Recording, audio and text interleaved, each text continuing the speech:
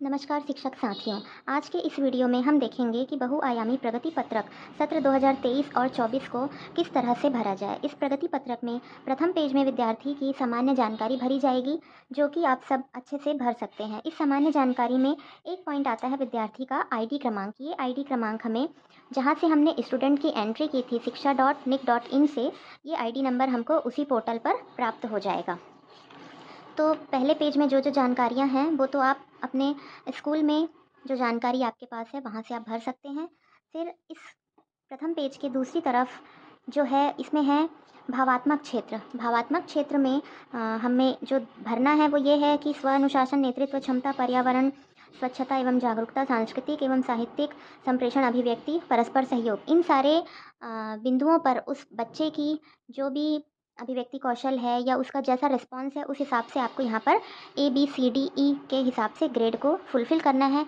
ये एक प्रगति पत्रक मैंने डेमो के लिए भरा हुआ है।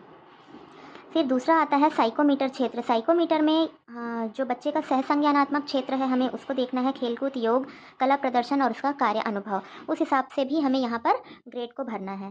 फिर है उपस्थिति। तो माह हमें शाला लगने वाले दिनों की संख्या यहाँ भरी जाएगी और उस माह में उस बच्चे की उपस्थिति कितने दिनों की थी ये वो भरी जाएगी। और उस माह में हम जो पालक शिक्षक समिति का जो बैठक लेते हैं, SMC बैठक कहते हैं, उसमें उस पालक की उपस्थिति कितने दिनों की रही या उस माह में वो पालक कितने दिन उपस्थित रहा ये भरा जाएगा। यहाँ पर फिर उस बच्चे की जो जानकारी है वो कि त्रैमासिक में उसे कितना ग्रेड मिला है, कौन सा ग्रेड मिला है, अर्धवार्षिक में कौन सा ग्रेड मिला है और वार्षिक में कौन सा ग्रेड मिला है।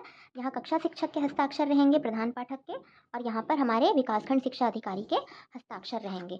फिर हमारा इस प्रगति पत्रक का जो सेकंड जो पेज है इसमें हमें भरना है, हमने जो हर माह मासिक आकलन लिया है जुलाई, अगस्त, अक्टूबर, नवंबर, जनवरी, फरवरी में, और हमारा त्रैमासिक हुआ था सितंबर में, अर्धवार्षिक है दिसंबर में, और वार्षिक परीक्षा जो है वो अभी मार्च में होने को है।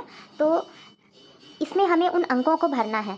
तो ये जो प्रगति पत्रक है ये कक्षा 1 से 5 के लिए है, इसलिए यहाँ पर 4 विषयों को दिया गया है। कक्षा 6वीं से 8वीं तक के लिए यहाँ पर 6 विषय रहेंगे और पहली दूसरी में सिर्फ हिंदी, अंग्रेजी और गणित रहेगा, पर्यावरण नहीं रहेगा। तो जो मासिक आकलन है वो है कुल 25 अंकों का हुआ था। इसमें से 20 अंक जो हैं वो लिखित परीक्षा के और 5 अंक जो हैं वो प्रयोजना या प्रोजेक्ट वर्क के थे। लेकिन हमें इन 25 में उन दोनों को जोड़कर अंकों को यहाँ पर हमें फुलफ़िल करना है। मतलब 20 नंबर जो लिखित का हुआ था और 5 नंबर जो उसका प्रोजेक्ट का हुआ था, तो दोनों मिलाकर 25। तो उन दोनों में जो नंबर प्राप्त हुए थे वही नंबर हमें यहाँ पर भरने हैं और उन नंबरों का ग्रेड यहाँ पर भरना है। ग्रेड को यहाँ पर कहाँ से भरें, तो इसके लिए एजू पार्ट एक साइट है, एक पोर्टल है जहाँ पर जितने भी सरकारी जो हमारे शासकीय जो जानकारियाँ हैं वो उपलब्ध हैं। तो उस पोर्टल में हमें कक्षा 1 और 2, कक्षा 3 से 5, कक्षा 6 से 8, इन सभी के लिए किस अंक पर कितने ग्रेड होते हैं उसकी जानकारी उपलब्ध कराई गई है। तो वहाँ से आप देख सकते हैं और उस अंक पर कितना ग्रेड बनता है वो हम वहाँ से देखकर लिख सकते हैं। जैसे कि डेमो के लिए मैंने ये मार्कशीट को भरा हुआ है।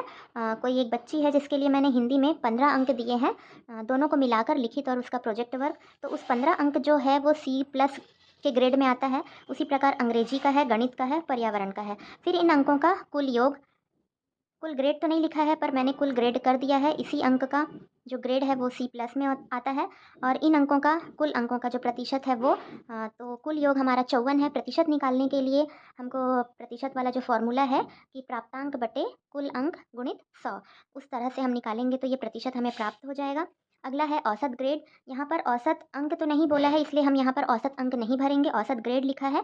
तो हम इन ग्रेडों का जो औसत होता है वो हम निकाल देंगे, औसत ग्रेड। इस तरह से ये जुलाई माह का आकलन हो गया। इसी प्रकार अगस्त का, अक्टूबर का, ये सारे मासिक आकलन करने के बाद में हम जो तिमाही हमने परीक्षा ली थी उसके भी अंकों को भरेंगे, उसके भी ग्रेड को भरेंगे, अर्धवार्षिक और अभी जो वार्षिक परीक्षा होगी उसके भी ग्रेड को हम भरेंगे।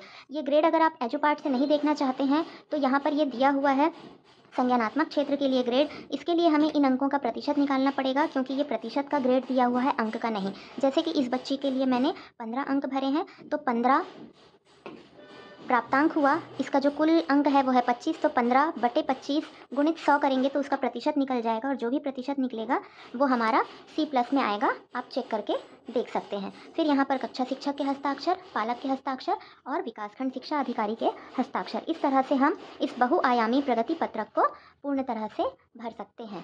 तो आपको जानकारी कैसी लगी कमेंट करके बताइएगा, और मेरे इस चैनल को अधिक से अधिक लाइक करिए, शेयर करिए एंड कमेंट करिए, और सब्सक्राइब करके बेल आइकन की बटन को प्रेस कर दीजिए ताकि मेरी हर आने वाली वीडियो का नोटिफिकेशन आपको प्राप्त हो सके। धन्यवाद।